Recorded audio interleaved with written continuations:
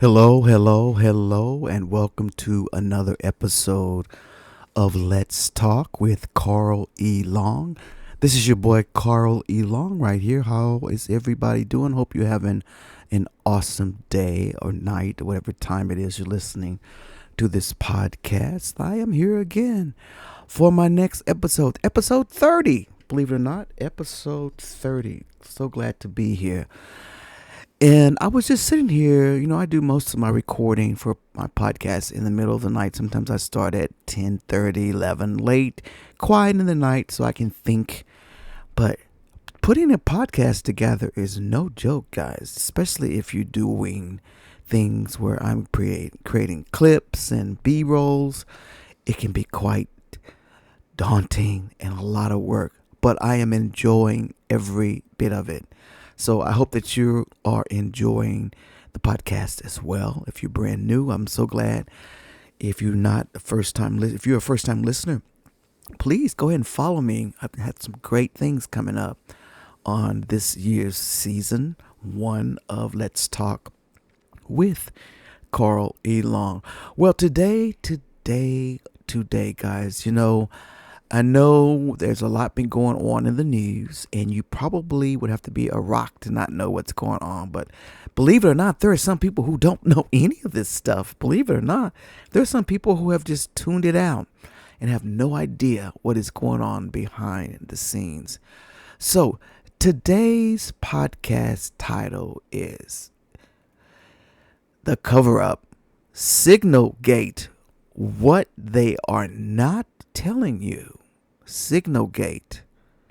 So I know that you have to be listening to the news and know about what's going on with the Signal app and the leak of the information in the whole bit. But we'll get into that in a minute. But I wanted to talk about first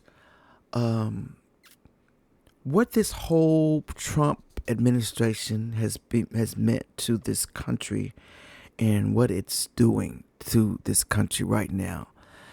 We don't want to talk about the real issue. You can put all this politics and economics behind it, but the real issue, guys, that is the talking point that every podcaster needs to cover, every conversation needs to be had, is about white fear. Yeah, and a lot of the people that come at me, they don't like when I say that. They think I'm being racist, but it's the truth. It's white fear. Our white American brothers and sisters have always afforded of being the majority, and they have pretty much run everything. Guys, just think about all the things that we couldn't do as a people. I'm not talking about just black people, any people. If it wasn't white, it wasn't it. I mean, look at television.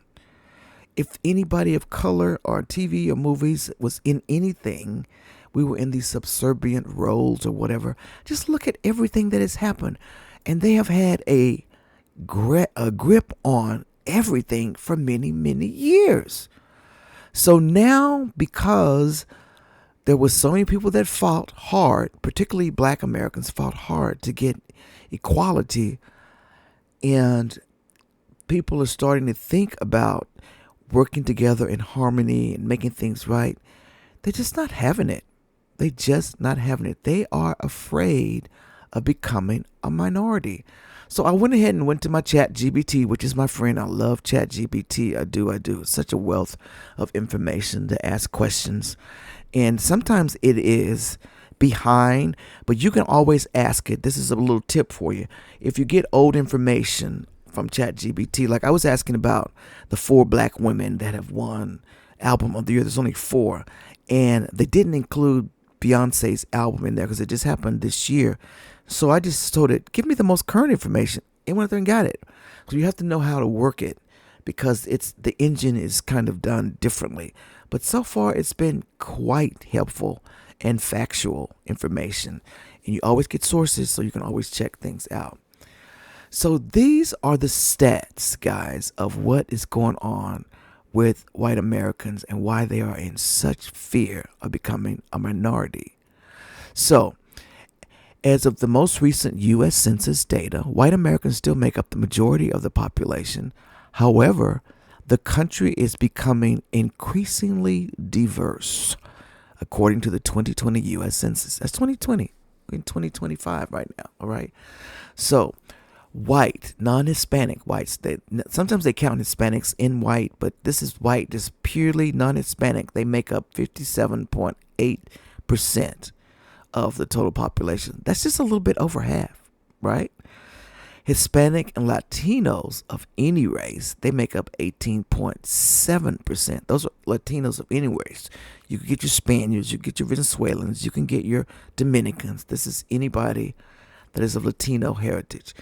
Black or African American, 12.4% of the population. Asians make up 6%. Two or more races, 10.2%. Isn't that something? Biracial people are becoming their own thing. Isn't that something? 10.2%. There are more biracial people in this country than Asian. Native American, Alaska Native, they are 0.7%. And then Native Hawaiian and Pacific Islander, they're 0.2%. While non-Hispanic white Americans are still the largest racial ethnic group, minorities, when combined, now make up a growing share of the population. Some projections suggest that the U.S. could become a majority minority country by 2040, meaning that all racial and ethnic minority groups combined would outnumber non-Hispanic whites. These are pure white, no Hispanics in that group. So, to me, that's the conversation right there. That is why they are saying that nobody's remembering them, everybody's forgetting about them, and the whole bit. The rural people said they're thinking that people of color are getting preferential treatment, and I guess I can understand that because we've been fighting so hard and so forward that white Americans are kind of left in the background. But do I have sympathy for that? Not really. No, not really. I don't. But I understand they need a voice and they need to be able to speak up. But you created this thing. You created this separatist country. And I'm kind of not sorry that you're having to feel a little bit in the minority and feel what it feels like to be disenfranchised. Now you know. Okay, that's my thought on that. So keeping that same thought, and part of the reason is a lot of this, they're saying that people of color are getting more preferential treatment on things. But let me just give you some stats on the poverty level of what this really is. So by ethnic groups, what percentage of people live below the poverty level? As of 2023, the poverty level rate in the United States varied significantly across different racial and ethnic groups. Black or African American, we're 17.9% below poverty level. Hispanics make up 16.9%. American Indian and Alaska Native, 25%. White and non-Hispanic, 8.6%. That's poverty level. So you're still doing quite all right. Do you see that? Asian is 8.6%. These disparities highlight ongoing economic inequalities among different communities in the U.S. And y'all can call it whatever you want to, but things were not fair. There were laws that kept a lot of us from doing anything. And it's not that, it's important to note that these figures represent national averages. Poverty rates can vary based on factors such as geographic location, educational attainment, or employment opportunities. Now, efforts to address these disparities include policy initiatives, improving access to education, and all those things. This is where DEI came in. Now, I also asked the question, what is the one who receives the most government assistance, like food stamps and other services? A lot of people think it's blacks, and no, it's not. Government assistance programs in the United States, such as Supplemental Nutrition Assistance Program, SNAP, Medicaid, and Temporary Assistance for Needy Families, TANF.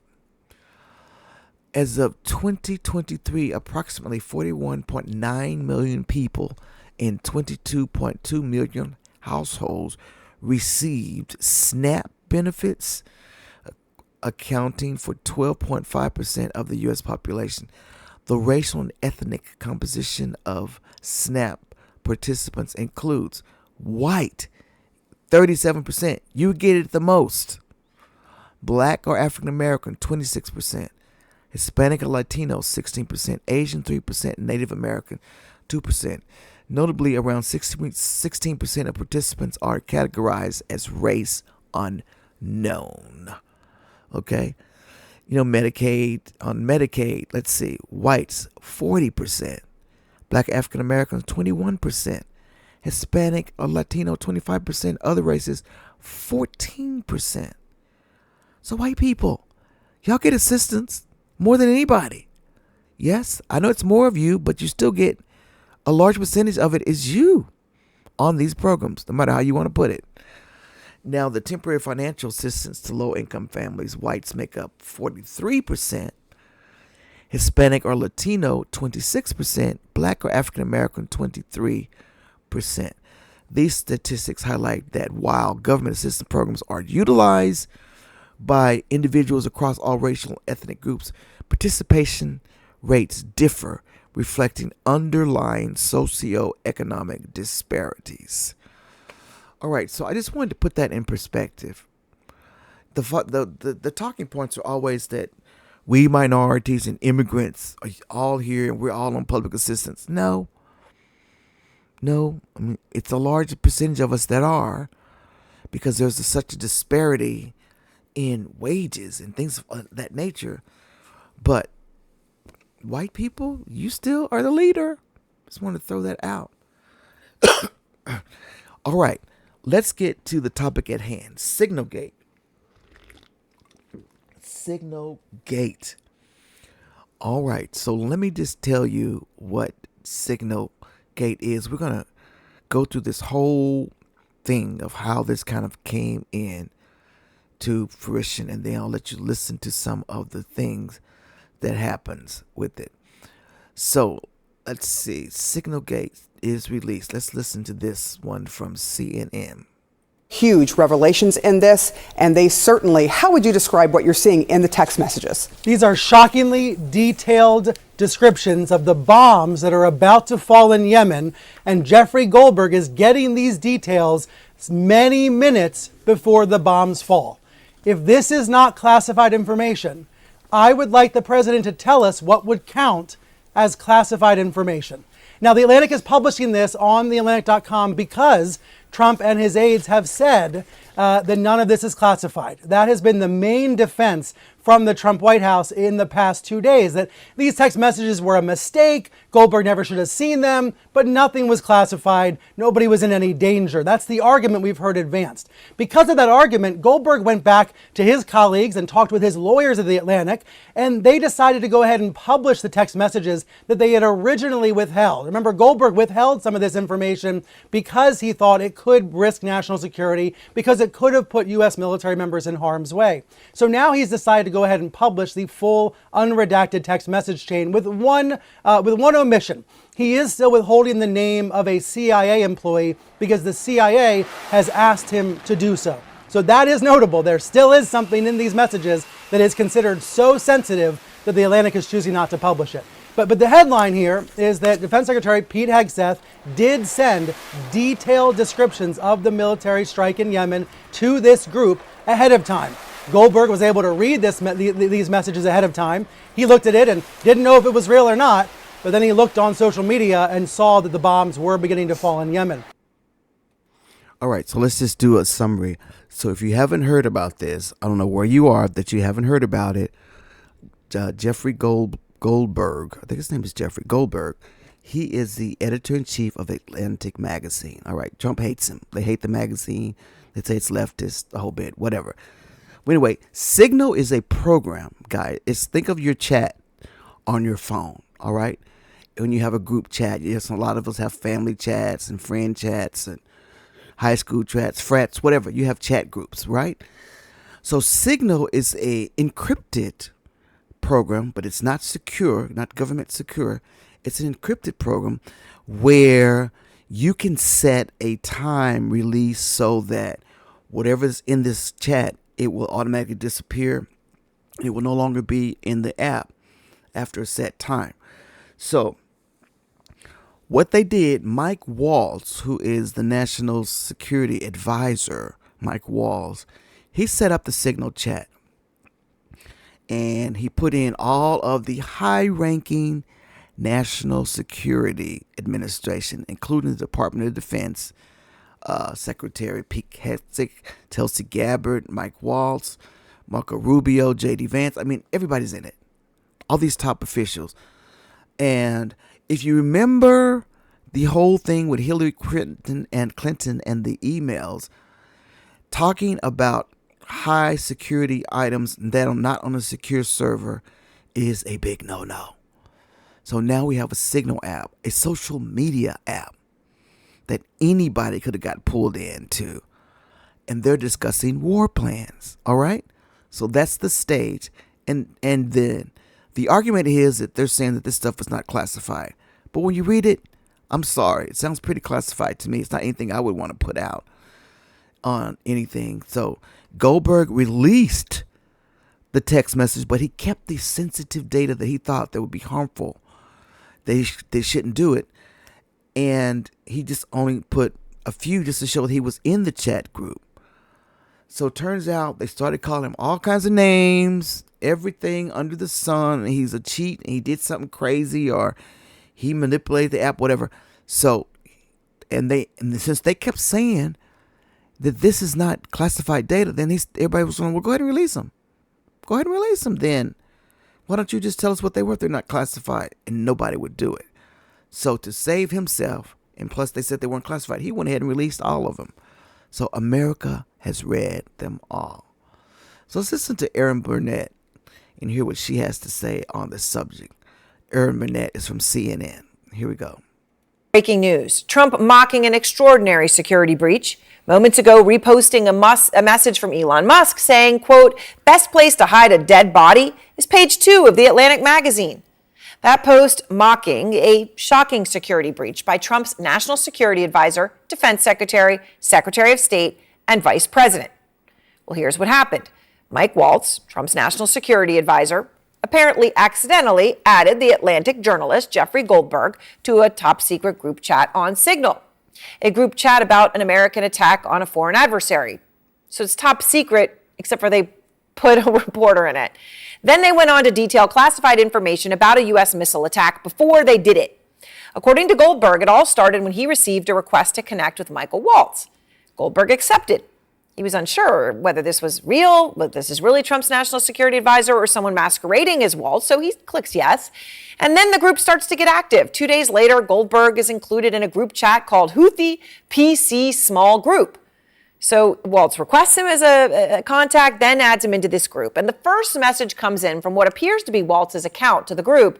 Team establishing a principals group for coordination on Houthis, particularly for over the next 72 hours. And then that's when it got hot in there. According to Goldberg, 18 members of Trump administration were added to this chat. And in that group, Vice President Vance, Defense Secretary Hegseth, Tulsi Gabbard, the Secretary of State, the Director of National Intelligence, CIA Director, Chief of Staff, they're all in the group chat. And Friday morning, Goldberg says the account linked to Waltz texts the group again. Team, you should have a statement of conclusions with taskings per the president's guidance this morning in your high side inboxes. Now, high side refers to a classified communication system. But of course, then they started to talk about all this stuff in the group. The account labeled Vance responds in part, I think we're making a mistake. I'm not so sure the president's aware how inconsistent this is with his message on Europe right now. There's some more back and forth with various parties. And then what we're going to show you here is a screenshot of some of the messages that followed. Vance says, if you think we should do it, let's go. I just hate bailing Europe out again. Let's just make sure our messaging is tight there. Hegseth replies, I fully share your loathing of European freeloading. It's all caps pathetic. But Mike is correct. We're the only ones on the planet who can do this. Stephen Miller chimes in, as I heard it, the president was clear, green light. So then Saturday, March 15th rolls around in the morning. The account labeled Hegseth posts, quote, team update. And it is then that, according to Goldberg, the Secretary of Defense of the United States of America posted confidential information about targets and weapons that the U.S. would use in the attack. And 2 hours later, the U.S. did indeed do just that and struck Yemen. So Erin put it down very well, and that was a great timeline as to what happened. All right. So stage is set, right? So then we go on, and then Let's see. And then they asked then Caitlin Collins, she asked Donald Trump about it. All right. So let's listen to dear President Trump and Caitlin Collins, who does a wonderful job as the White House, chief White House correspondent for CNN. And let's listen to what Caitlin asked him and watch how he just kind of dodged. He kind of looks like, though, he really don't know. So these bozos didn't even tell him. But let's see. And the word on the street is behind closed doors, he was pretty upset about it. But let's listen.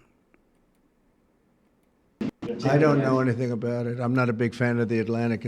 To me, it's a magazine that's going out of business. I think it's not much of a magazine, but I know nothing about it. You're saying that they had what? They were using Signal to coordinate on sensitive materials and Having to do with what? Having to do with what? What were they talking about? with the Houthis. The Houthis? You mean the attack on the Houthis? Well, it couldn't have been very effective because the attack was very effective. I can tell you that. I don't know anything about it. You're telling me about it for the first time. So you heard the president's words there, and he certainly looks like he is hearing about this for the first time. However, if that is true, that certainly raises many questions of a different kind.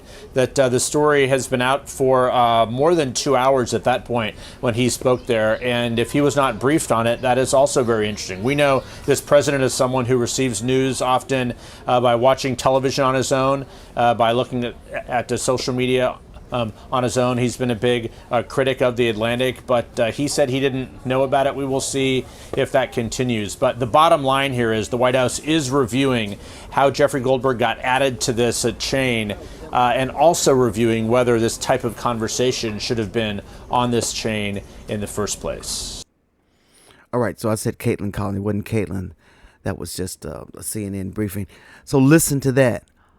And so now the stage, so Trump goes, I don't know anything about it. And just as the reporter said, he didn't look like he knew anything about it, right? So Trump is probably boiling, because he has to know everything. He has to be in control, right? This is probably making him just boil. Let me listen to Caitlin. She's talking to Goldberg, and let's listen to what she's saying here. Here we go. Nobody was texting war plans. Given you were privy to this group chat, is that how you saw it? No, that's a lie. He was texting war plans. He was texting attack plans. When targets were going to be targeted, how they were going to be targeted, who was at the targets, when the next sequence of attacks were happening. I didn't publish this, and I continue not to publish it because it felt like it was too confidential, too technical, and I worry, honestly, that sharing that kind of information in public could endanger American military personnel. But no, they were plans for the attack.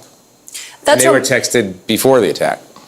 And there were things texted that you viewed as so sensitive, you did not even publish them in your report today. I made the decision that the technical aspects of this, including what kinds of weapons packages, the attack sequencing, and so on, that's not necessarily in the public interest. What's in the public interest is that they were running a war plan on a messaging app and didn't even know who was invited into the conversation. I mean, it's an obvious, ridiculous security breach, and he if you noticed, he didn't actually answer the question. He didn't answer the question. So somewhere along the way, guys, let's just stay with me. Somebody's probably briefed him. Trump's probably has blown up by now. So now he's going to join the whole cover up. Okay. Like they all been talking about. It's not anything classified. So they think we're really dumb. Okay. They think Americans are really dumb. We're just that dumb. And when we read the things, you will see just how much information was in this text string. So let's listen to dear Mr. Trump join in with the crap. Here we go. Mr. President, are you going to change any of the practices that your national security officials used after a reporter was inadvertently added to a group chat about attacks on Yemen? Well, I think it's a question I've been asked now, and I've given a few answers, and they've all been the same. We have an amazing group. Our national security now is stronger than it's ever been. We have had a very, very successful, numerous attacks on that area. These are people that shoot down ships, not only our ships, ships all over the world. They're shooting down right out of the water and damaging them badly, or they're going down. They're also shooting anything that happens to be flying in the area. We hit them very, very hard. There was no classified information, as I understand it. They used a app, if you want to call it an app, that a lot of people use, a lot of people in government use, a lot of people in the media use. And I think I'll ask Mike. Mike is here. Do you want to respond to that, please? Yes, Mr. President, you asked about lessons. I think there's a lot of journalists in this city who have made big names for themselves, making up lies about this president, whether it's the Russia hoax or making up lies about Gold Star families. And this one in particular, I've never met, don't know, never communicated with, and we are looking into and reviewing how the heck he got into this room. But I'll tell you what, the world owes President Trump. All right, the way he got in there, guys. This is the culprit. National Security Advisor Mike Walls. You're the one that put him in there, buddy boy. And trying to play it down like, how did he get in there? He got hacked. No, you did it. All right, let's go on. A favor. Under Biden, global shipping was shut down. Pinprick attacks, months between them, our destroyers being fired upon dozens of times. President Trump took decisive action with his national security team, took out the head missileer, knocked out missiles, knocked out headquarters, knocked out communication sites. And for once, as we hear, as you all hear from every one of our allies, thank God for American leadership again. Thank God for American strength. You're welcome, world. And look, we had a national security team that was coordinating these efforts. As Director Radcliffe testified today, his first day on the job, he was introduced to this app on his government systems at the CIA and at the State Department and otherwise. So, look, this journalist, Mr. President, wants the world talking about more hoaxes and this kind of nonsense rather than the freedom that you're enabling. And a key part of our sovereignty is open sea lanes and knocking the crap out of terrorists, which is exactly what your team and Pete Hegseth, a good friend and fellow veteran, is leading the charge on. And it's an honor to be part of it. We had a very, very successful evening. And we've had numerous successful evenings and days in that area. The Houthis are absolutely on the run. The worst of them has been killed. This should have been done a long time ago by Biden, but Biden was an incompetent president. He couldn't do anything. He didn't know where he was going. He had no clue. This guy had no clue. This should have been done a long time ago, as they shoot missiles at ships, randomly shoot missiles at ships. And they make their own missiles. You know, this is not an incompetent group of people. They make their own missiles. They get the missiles also from Iran. It's an offshoot of Iran, another offshoot. You have Hamas, you have Hezbollah, you have the Houthis. You got a lot of stuff going on with Iran. And we sent a letter to Iran. You're going to have to be speaking to us one way or the other pretty soon, because we can't let this happen. But that's an app that a lot of people use. And somebody got on. I mean, happened to know the guy's a total sleazebag. The Atlantic is a failed magazine. Does very, very poorly. Nobody gives a damn about it. This gives it a little bit of a shot. And I will tell you this: that they've made up more stories, and they're just a failing magazine. The public understands that. He's a very good man. That man is a very good man right there that you criticize so strongly. He's a very good man. And he will continue to do a good job. In addition to him, we had very good people in that meeting, and those people have done a very, very effective job. And you're going to see it. And it goes on, by the way. It's going to go on. And I think the Houthis wish that it didn't happen, but that's what it's all about. We have to create a safe country, a safe world, and that's what we're doing. All right, so did y'all get that spin? Did y'all get the spin on that? You get the spin. All right, so let's just put this into context. Sure, people make mistakes. I've made mistakes at jobs that were kind of crazy and had to own up to it or whatever. But the words are, I owned up to them. All right, so this is not your normal mistake. Had someone been in this chat. I mean, y'all have done WhatsApp and how they can pull you into a group. This stuff is not secure, not for medical secrets. I mean, this guy was giving line by line as to what they were going to do, who they were going after, all kinds of crap. If that got into the wrong hands, American soldiers would have been met with an ambush. People would have died. Now, this should not be a red, blue, left, right issue. The reason this is such a big issue is because there have been people that have been confirmed in these positions that are not qualified. I'm not saying that Mike Waltz is not qualified because he made a bad decision, but Pete Hegseth, who's the one that actually printed the confidential information, the secure information that should not have been printed, he opted to put it out there. Now, that's the one, if anybody, even though Mike Waltz is the one that pulled the guy in there, Pete Hegseth is the one I think should lose his job. He should lose his job for this because he was never qualified to begin with. And there's also been word that in all of these top secret meetings, he's been bringing his wife. She is sitting in the conference room, probably in the corner, drinking coffee. What the hell she's doing there, I have no idea. She's sitting in top secret meetings getting information that she does not have clearance for and should not be hearing. So this guy doesn't have a clue. He doesn't have a clue. We knew that. Trump knew that for a minute. At first, they were not going to actually confirm him because he had so much junk. And the guy's a past drunk. Can you imagine being a past alcoholic? You know, there's a lot of pressure on you for a lot of things, right? And it's not a pretty thing to be an alcoholic by any means. And he says he's been sober and whatever, probably going to the plan or whatever. I don't know. But think about it. That kind of pressure on you could cause you to go back to drinking. That you're doing things like that. Who knows? He always looks to me very much like he's lit. And that's just my own observation. He always looks a little lit. And I don't know. But if anybody should go down for this, I think it should be him. Now, let me just tell you this. Where is the other deal here on what is going on with that? So I'm trying to find the...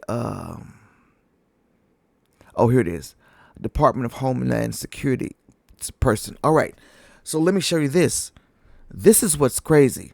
So forget about the emails that they crucified Hillary about because they don't care about that. So there's like double standards here. But this is happening like right now. Let me read this to you. A Department of Homeland Security advisor in Denver mistakenly added someone to an email that she shouldn't have added. And she ended up calling the reporter or whoever it was, a reporter. And the reporter said he wouldn't do anything or print anything. So she was able to get it back, or we don't know who it is. But get this. This person was put on disciplinary action and everything. And he's probably going to be fired, he or she. But they're keeping this under wraps. Because they were able to catch whatever they put out there. They had sensitive information, but it was not top secret by any means or classified. Pete Hegseth, he put the war plans out there, time by time, step by step. Who's going to get killed? Everything. Do you see what I'm saying? So they have kept this under lock and key, and they won't even give us who the name of the person is. We can't even find out. But they've been reprimanded. Has anybody been reprimanded under this committee? You cannot under this one from SignalGate. No one has. And dear Pam Bondi, who signed an oath of office, I'm raising my hand, listeners, to protect and serve the Constitution of the United States of America. She's not supposed to be in Trump's pocket, but she is. So you can't count on the Attorney General to go after any wrongdoing for Trump. Let's just put that away. She's not going to do it. And she lied under oath. And she should be put away for that. So that's what happened on that. So that's the hypocrisy that's going on with the SignalGate. Now, that everything has happened, Senate says we want some answers. So they call them to be questioned. And we're going to look at Tulsi Gabbard, who just totally is the world's worst at lying. I think she's a spy, ask me. I mean, there's certain things she has just cuddled up to too many dictators. Why? What are you doing? You're not a congressman anymore. You're now a national security person. But why do you cuddle up to so many dictators and stuff? I just don't trust her. But listen to this questioning to her from the Senate panel. Director Gabbard, did you participate in the group chat with Secretary of Defense and other Trump senior officials discussing the Yemen war plans? Senator, I don't want to get into the specifics. Ma'am, were you on? You're not going to be willing to address. So you're not. Are you denying? Matt, will you answer my question, ma'am? You were not TG on this group chat. I'm not going to get into the specifics. So you refuse to acknowledge whether you were on this group chat. Senator, I'm not going to get into the specifics. Why are you going to get into the specifics? Is it because it's all classified? Because this is currently under review by the National Security Council. Because it's all classified? If it's not classified, share the text now. As the White House previously stated, is it classified or non-classified information on this text? I can confirm. Director Radcliffe, were you on the group chat? Senator, I was on a Signal messaging group. So you were the John Ratcliffe on that chat? I was. Thank you. Thank you. Can I provide some context, Senator, to that? Yes, but I've got a series of questions. Well, but I think it's important because at the outset you made a couple of comments about Signal messaging using encrypted apps. So that we're clear, one of the first things that happened when I was confirmed as CIA director was Signal was loaded onto my computer at the CIA, as it is for most CIA officers. One of the things that I was briefed on very early, Senator, was by the CIA records management folks about the use of Signal as a permissible work use. It is. That is a practice that preceded the current administration to the Biden administration. Director Ratcliffe, I've got a series of questions. If you're making the statement, making the statement that Signal is a secure channel. No, can I answer that? It is. I've got a series of decryption. So to finish, I understand encryption. It is permissible to use to communicate and coordinate for work purposes, provided, Senator, that any decisions that are made are also recorded through formal channels. Right. So those were procedures that were implemented. My staff implemented those processes, followed those processes, complied with those processes, and finally, just please. So my communications, to be clear, in a Signal message group were entirely permissible and lawful and did not include classified information. Well, we will make that determination, because if it's not classified, share the text with the committee. Let me go on. Director Gabbard, you are the security executive and set access guidelines for classified information. Did you contact the defense secretary or others after this specific military planning was put out and say, hey, we should be doing this in a SCIF? There was no classified material that was shared in that. So then if there was no classified material, share it with the committee. You can't have it both ways. These are important jobs. This is our national security. Bobbing and weaving and trying to, filibuster your answer. So please answer the question. If this was Director Gabbard, if this was a rank and file intelligence officer who did this kind of careless behavior, what would you do with them? Senator, I'll reiterate that there was no classified material that was shared in that. Ma'am, if there's no classified materials, share. And then if there's no classified materials, then you can't even answer the question whether you're on the chat. So you said Tulsi Gabbard, she kept saying that like it was like she almost was saying, I plead the fifth. But every time he asked them, then share the text, share it. Quiet, crickets, quick crickets. So that was the day before. But after Goldberg released them himself and everybody read them, then they were scared because they didn't think that he would do that, because they know that Democrat types and liberals, we do a lot of things, but we don't play what they play. We always take the high ground. But they were bad-mouthing him so bad, calling his journalism this and that and saying that he was hacking whatever. He released them, and I don't blame him. And they were brought back the next day, and guys, they were actually just hammered. And now even a judge has requested that they retain all records, do not destroy anything until this thing is done. Somebody's going to have to make an account of this. They're going to have to make an account. And they want this story to go away. So they're going to try to deflect anything they can to make the story go away. But the journalists are not letting it go. And they shouldn't. This is not a right-left issue, guys. This is a safety issue of the United States. Plans like that could cause them to come and bomb. No, who knows? Who knows what else Pete Hegseth has done that is not of a secure nature? We don't know. And you can come at me all you want, because there's nothing you can say that this man is qualified to be the Secretary of Defense. He is not. Barely got confirmed, and he needs to be fired. Even though Mike Waltz is the one that started the chat, Pete Hegseth is the one that needs to be fired. Yes, and they kind of throw him under the bus the next day. They all start throwing him under the bus. But what I want to play now, guys, is the Signal feed that he released. And what they have done here is they have put AI voices where there's going to be a different voice for each person on the chat. And then you can hear what the actual chat says. And those of you that are watching on my YouTube channel, you'll see the actual chats on the screen. But listen to the different voices, and that will recognize, and that will let you know that it's a different personnel that's talking that was on the chat. So let's listen to this, and they'll give you the names whenever someone is speaking, and then we'll get down to the dirty part where there actually are the plans. All right, so here we go. Team.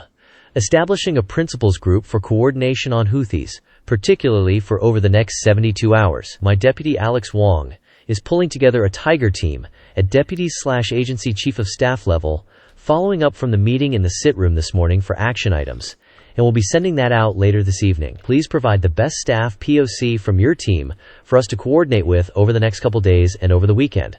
Thanks. Mike Needham for State. Andy Baker for VP. Joe Kent for DNI. Dan Katz for Treasury. Dan Caldwell for DOD. Brian McCormick for NSC. Team. You should have a statement of conclusions with taskings per the President's guidance this morning in your high-side inboxes. State and DOD. We developed suggested notification lists for regional allies and partners. Joint Staff is sending this AM a more specific sequence of events in the coming days, and we will work with DOD to ensure COS, OVP, and POTUS are briefed. Team, I am out for the day doing an economic event in Michigan, but I think we are making a mistake. 3% of U.S. trade runs through the Suez. 40% of European trade does. There is a real risk that the public doesn't understand this, or why it's necessary. The strongest reason to do this is, as POTUS said, to send a message. But I am not sure the President is aware how inconsistent this is with his message on Europe right now. There's a further risk that we see a moderate to severe spike in oil prices. I am willing to support the consensus of the team and keep these concerns to myself. But there is a strong argument for delaying this a month, doing the messaging work on why this matters, seeing where the economy is, etc. There is nothing time-sensitive driving the timeline. We'll have the exact same options in a month. The Israelis will likely take strikes and therefore ask us for more support to replenish whatever they use against the Houthis. But that's a minor factor. I will send you the unclassed data we pulled on BAM shipping. From CIA perspective, we are mobilizing assets to support now, but a delay would not negatively impact us, and additional time would be used to identify better starting points for coverage on Houthi leadership. VP, I understand your concerns and fully support you raising with POTUS. Important considerations: most of which are tough to know how they play out. Economy, Ukraine, peace, Gaza, etc. I think messaging is going to be tough no matter what. Nobody knows who the Houthis are, which is why we would need to stay focused on 1. Biden failed, and 2. Iran funded. Waiting a few weeks or a month does not fundamentally change the calculus. 2 immediate risks on waiting. 1. This leaks, and we look indecisive. 2. Israel takes an action first, or Gaza ceasefire falls apart, and we don't get to start this on our own terms. We can manage both. We are prepared to execute, and if I had final go or no-go vote, I believe we should. This, not about the Houthis. I see it as 2 things. 1. Restoring freedom of navigation, a core national interest, and 2. Re-establish deterrence, which Biden cratered. But we can easily pause. And if we do, I will do all we can to enforce 100% OPSEC. I welcome other thoughts. The trade figures we have are 15% of global and 30% of container. It's difficult to break that down to U.S. specific because much of the container, either going through the Red Sea still or around the Cape of Good Hope, are components going to Europe that turns into manufactured goods for transatlantic trade to the United States. Whether we pull the plug or not today, European navies do not have the capability to defend against the types of sophisticated, anti-ship, cruise missiles, and drones the Houthis are now using. So whether it's now or several weeks from now, it will have to be the United States that reopens these shipping lanes. Per the President's request, we are working with DoD and state to determine how to compile the costs associated and levy them on the Europeans. As we stated in the first PC, we have a fundamental decision of allowing the sea lanes to remain closed or to reopen them now or later.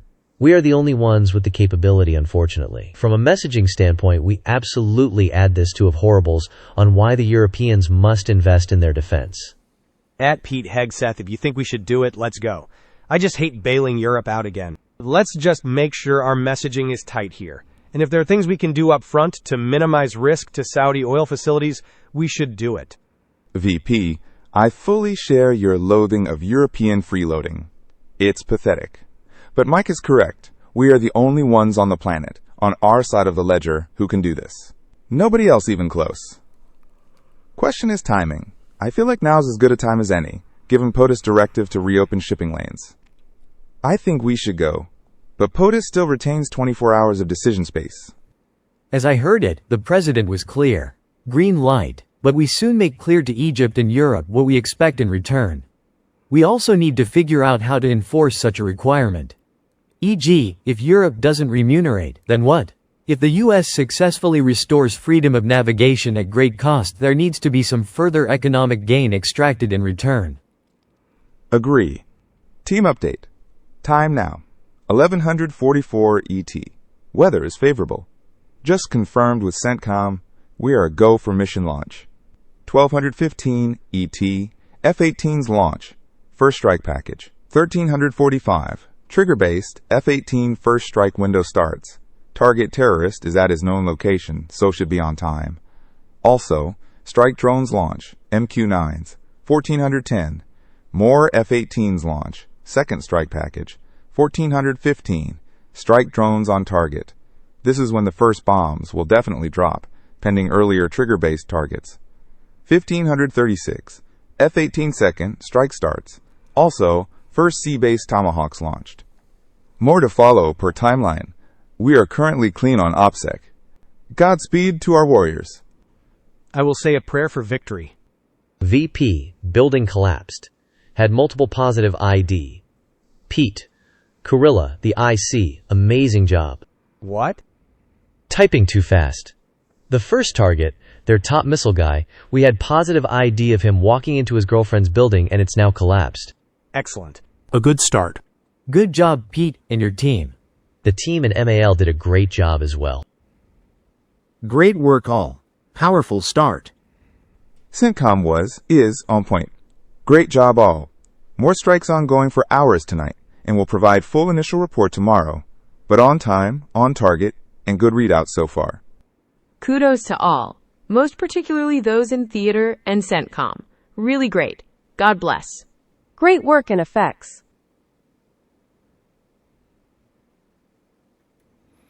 All right, I can see why Tulsi Gabbard was so upset, though. She only said one word, great works in effect, but she has a high-ranking position. So y'all what do you think? You heard all of that? That whole section from Pete Hegseth telling you bomb strike, whatever. They said that's not classified information. But I'm sorry, if that was put in the hands of one of our adversaries or somebody who wasn't Jeff Goldberg. Is his first name Jeff? I hope it is, because I'm sounding like Jeff. I mean, if that was the case, what could have happened? So you decide for yourself. And you got all these people saying that. But think about it, guys. If this had been the Democrats, they would have been hogtied and fried and just about killed by now. And they'd be calling for impeachment. So don't play with us. We're not dumb. And I hope the news stays on this story. Stay on this story until there's accountability. Now, here's what I'm showing that's really going to help this particular issue for them to do some accountability. All they had to do was say, I goofed. We made a mistake. We won't do it again. But no, you want to spin it.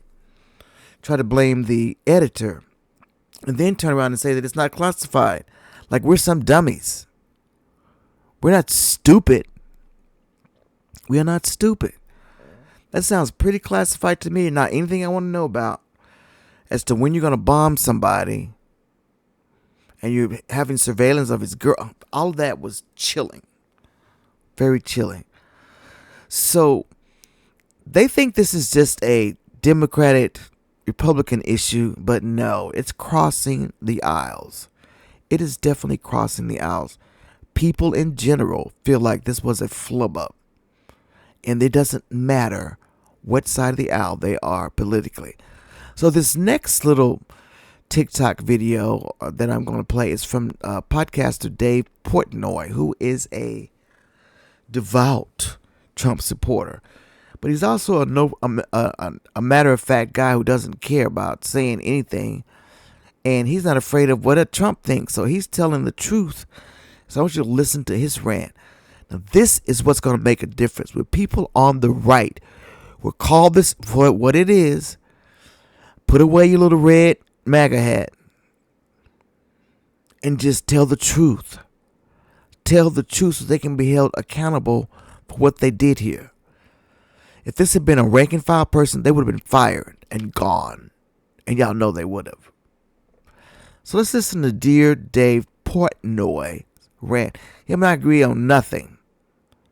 Because he's a Trump supporter and he's just loudmouth and I don't know. He's part of the reason they helped Trump get elected. So let's listen to his rant. I am in agreement with everything he's saying here. Built a bunch of them, very successful by all nature, opened up like the passageway for ships and cargo ships that were being terrorized. So successful attack. Well, comes out after the fact that Jeffrey Goldberg, who's the editor of The Atlantic. The Atlantic is a magazine that basically hates Trump, hates the left, hates people like me. Think Business Insider, think New York Times, think New York Magazine, all the heavy left-leaning media organizations. The Atlantic is one of them. Like, I hate them. Trump hates them. They hate Trump. They probably hate me. So the editor, Jeffrey Goldberg, comes out after. He's like, hey, morons, you guys included me on a Signal group chat with sensitive classified information discussing the Houthis attack before it happened. Pete Hegseth's immediate reaction is like, no, that never happened. We didn't leak any classified information. No classified information in there. And Jeffrey Goldberg released all the text in the Signal group chat. And guess what? It's super sensitive. It's super classified. It's surreal that these guys added Jeffrey Goldberg to this group chat. I mean, they were talking about the attack, leading up to the attack, all the way to a couple hours, when they're going to do it, the time, the weather, you name it. And if this information somehow got out to the Houthis, and I assume in situations like this, things move at the speed of light, lots of American soldiers could have died, lives in jeopardy. So to me, a major, major, major glitch in intelligence and just a huge mistake. It looked like Michael Waltz, the national security advisor to the president, added Jeffrey Goldberg to the group chat by accident, and J.D. Vance is in it. It looks like he added him by accident. And listen, we've all texted the wrong person. We've all emailed the wrong person. We've all had somebody who shouldn't be in a group chat in our lives. We are not the Secretary of Defense. We're not the National Security Advisor. We're not the Vice President of the United States. So, yeah, mistakes happen. This one can't. Here's my biggest issue with this. And this is in politics in general. The reaction of like Pete Hegseth and President Trump has been to kind of poo-poo it. Be like, there was no classified information in there. Trump's like, how did Jeffrey Goldberg get in there? Like, did he hack it? Did he get in there? He didn't stay very long. The Atlantic is a horrible organization and a terrible magazine, which they are, and I hate them. And by the way, if Jeffrey Goldberg, he didn't hack it, he got added, but if he did hack it, that's almost more dangerous than somebody like Jeffrey Goldberg. If he can hack the most sensitive group chats, what are our enemies doing? Trump, I get being loyal to your people. I don't like firing people on innocent mistakes that they make, but this, and I've seen a lot of people be like, oh, you're mad about this, but we had a president like Biden with dementia who had the nuclear codes. Yeah, that's exactly it. That's exactly it. That wasn't right then, and this isn't right now. In this new administration, you want to take accountability. Trump, you may love Michael Waltz. You love Pete Hegseth. You may love these guys. Somebody has to go down. To me, it's Michael Waltz. He's the one who added him to this conversation. But you can't have the top of the top security people in the United States with the most sensitive information in the world adding random editors of a magazine that hates Trump's guts to a group chat talking about an attack before it happens on a terrorist group.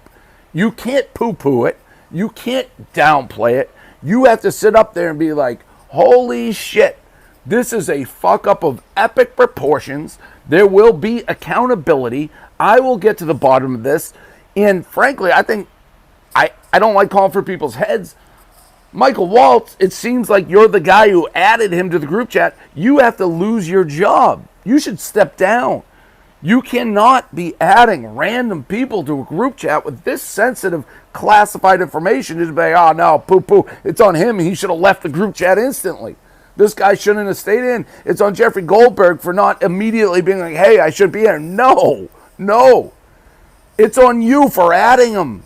And this has to be something that, and this is why I hate politics, you have to stand up here and be like, what a fuck up. I will demand answers, accountability in the heads. I don't care if you're right, left. There's nothing being made up here. Jeffrey Goldberg is telling the truth. It's obvious these texts are real. It's obvious they're classified. It's obvious we gave away the strike information 2 hours before it happened. We're lucky it didn't cause the death of American military members. Somebody has to go down for this. This is a mistake. This isn't a Barstool mistake where you let an idiot hang around like Mitzi. This is a mistake that can't happen twice. It cannot happen once. So you have to make a change and show it'll never happen. And these are the top intel guys that we have in the country. Adding a rando, the editor of the Atlantic, to the most sensitive group chat in the world, somebody's got to go down. That's just the facts. You can't poo-poo this. You can't poo-poo this. That is right, podcaster Dave Portnoy.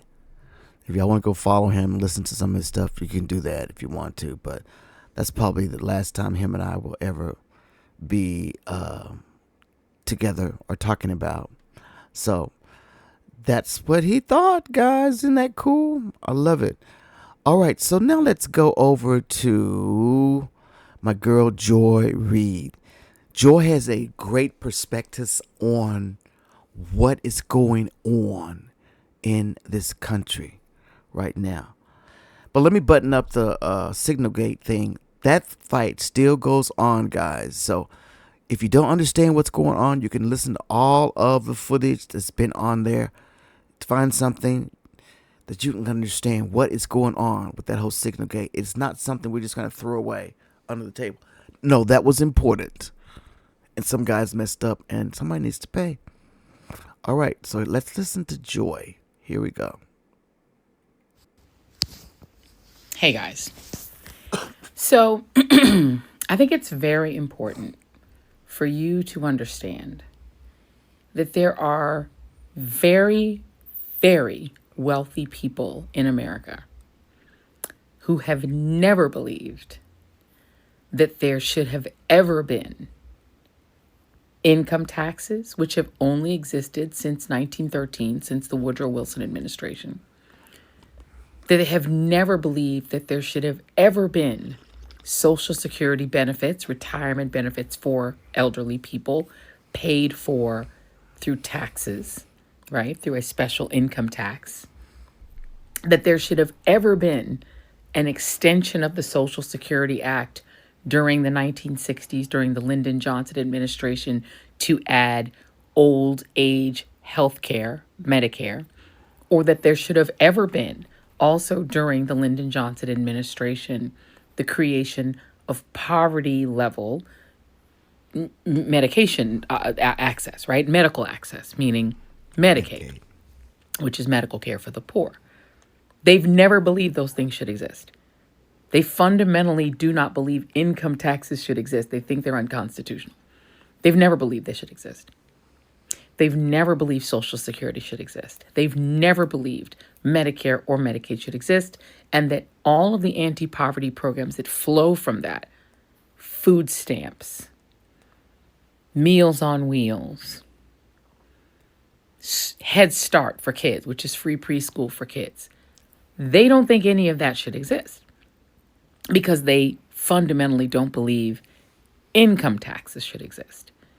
They believe that the super rich, that wealthy people should keep all of their income and not have their income taxed, period. And that people who are poor should just figure it out. And that people who can't pay for health care up front with cash should just figure it out. Maybe barter with your doctor to get health care. They genuinely believe this. I have interviewed these people. I have talked to these people.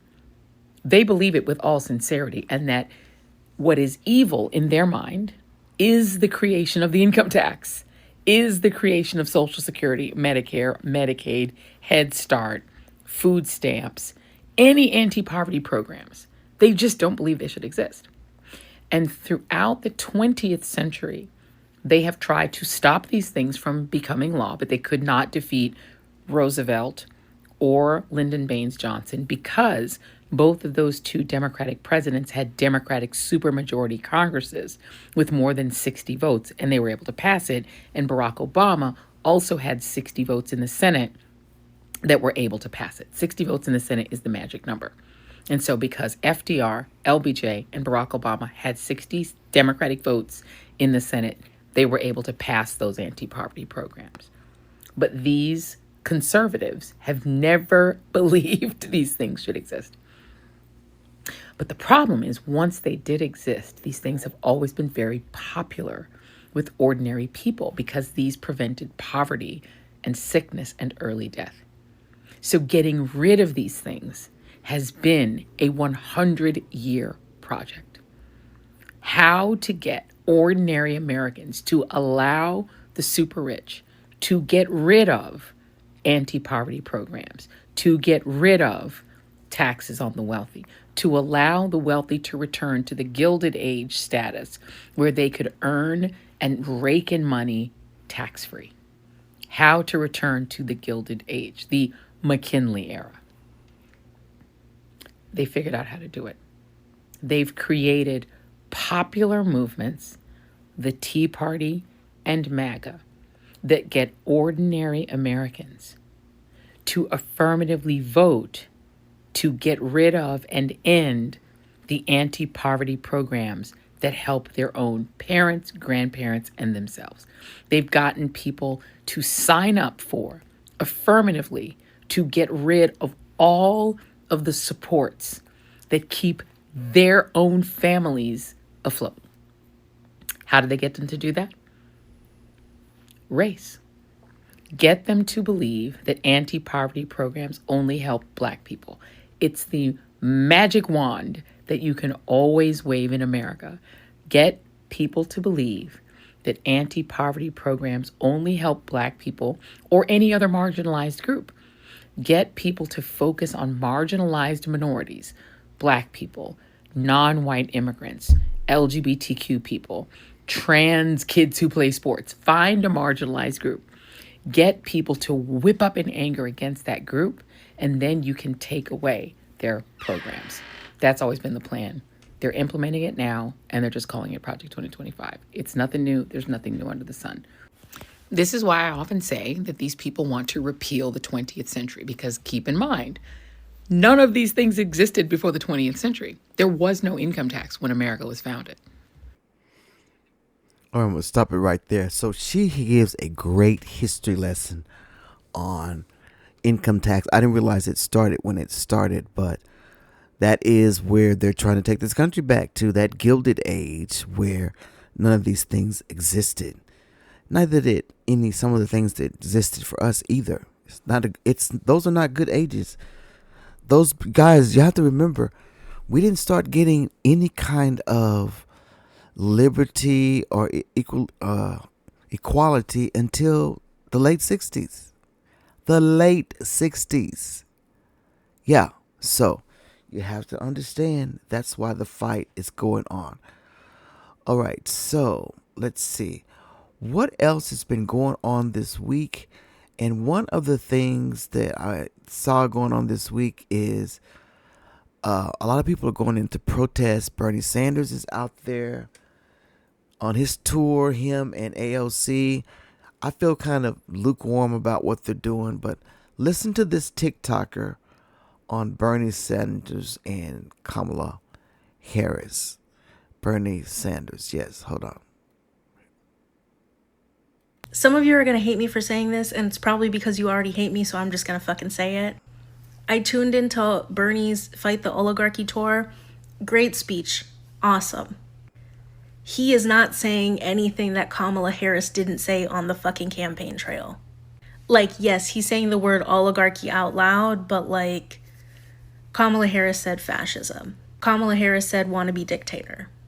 Kamala Harris mentioned the billionaire class that Donald Trump was wanting to give tax cuts to, and not the working class people that she was trying to focus on. Like, I am glad that people are energized by Bernie, but it really just is like, why the fuck did you need an old ass white man to say that while we were actively under duress? Why couldn't you listen to a Black woman trying to tell you that an active threat was right there and that she was the answer to stop it? Why couldn't you believe her? Why did you want to feel the pain of another Trump presidency?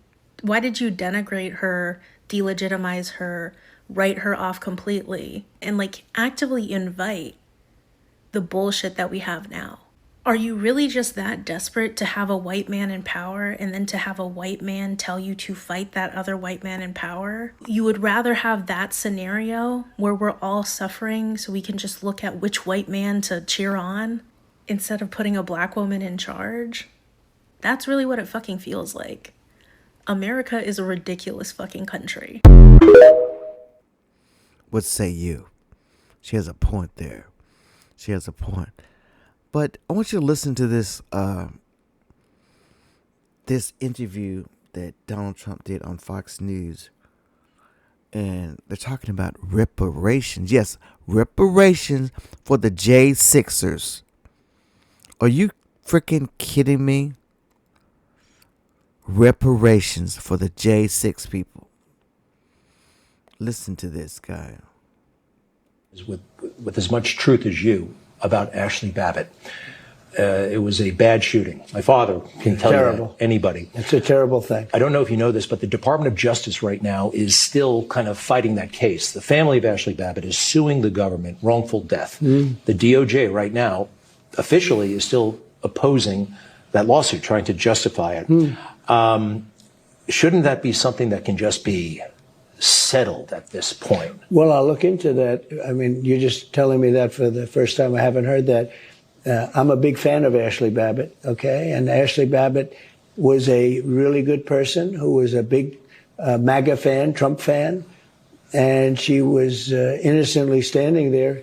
They even say trying to sort of hold back the crowd. And a man did something to her that was unthinkable when he shot her. Excuse this little blip here. And I think it's a disgrace. I'm going to look into that. I did not know that, no. And the officer who shot her, Michael Byrd, is still on duty. They gave him a raise, and they gave him a medal, and I believe a promotion. I think it's a disgrace. He's a federal employee. Would you or could you do something about I'm going to that? take a look at it. I'm going to look at that, too. His reputation was, I won't even say, let's find out about his reputation, okay? We're going to find out. But I watched that and I saw that. And by the way, she was killed, but nobody else was killed. And, you know, the people that went down there, they had no guns. They didn't have guns. There was something to do with the FBI. There was something to do with Antifa and others, and it wasn't mentioned. And there's never been a group of people, I think, with the exception of maybe over the years, a couple of groups were treated pretty harshly, but essentially never treated so badly. And as you know, I let them out with pardons. I know you were very happy. I watch your show all the time. You were extremely happy about it. And plenty of other people were too. People don't realize this whole movement that we have is just it's a very inspiring thing, what's happened to our country. These people are incredible people. They were treated so unfairly, so horribly. Some of them didn't even go into the building. And the judges, the system, the hatred, the vitriol, the prosecutors, the way they wanted to destroy these people. People would go in and they'd be so proud to go before court, and they'd have a good lawyer, and they'd walk out of court like devastated the way they were treated, devastated, given years in prison. No, but I took care of them. I said I was going to, and I did. Is there any talk of, because they lost opportunity, they lost income, any kind of compensation fund? Well, there's talk about that. We have a lot of people talk about it. A lot of the people that are in government now talk about it because a lot of the people in government really like that group of people. They were patriots as far as I was concerned. I talk about them a lot. They were treated very unfairly. You know, the thing they show is they were treated very unfairly. Do y'all hear that? Do I need to show you the insurrection video again, dear Donald? I keep it queued up here just in case I need to show it. Oh my God, this is just crazy. So let's see. I think I'm going to end the podcast tonight, and I'll pick up with the rest of them, the topics that I had. But I want to end tonight with Pastor Jamal Bryant of the church in Atlanta. He took over Eddie Long's church, and let you hear what he says on here. If I can find it. Here we go. Pastor Jamal Bryant from Atlanta. I feel bad for the brown people who thought they were better than black people, who are now facing deportation. I feel bad for the white women who didn't realize they were the real DEI hires and were going to lose their job. I feel bad for Columbia and Emory and Johns Hopkins losing $300, $400, and $800 million, but HBCUs ain't never had that kind of money. I feel bad for the Tesla dealerships that got to close because they lost $900 billion since December because they forgot it ain't electricity, it's people that power this nation. I feel bad for them. A little bit, until I remember the words of that black sister with cornrows. Until you do right by me, nothing you do is gonna work. I tried to feel bad. Nothing like a Baptist preacher to get you in perspective. That was really good, Pastor Jamal Bryant. So guys, that's what's going on with the SignalGate that's going on in the country. We must stay abreast. It has not gone away. A federal judge has asked for some information. There needs to be an investigation. Somebody needs to be fired. That's what I say. Somebody needs to be fired to show the strength of this administration. Otherwise, it's going to be crazy. Well, I hope you enjoyed tonight's podcast, and I will pick up tomorrow with a little bonus and finish this out. But I hope you have a wonderful day and keep talking. This is Carl E. Long from Let's Talk with Carl E. Long. Bye now.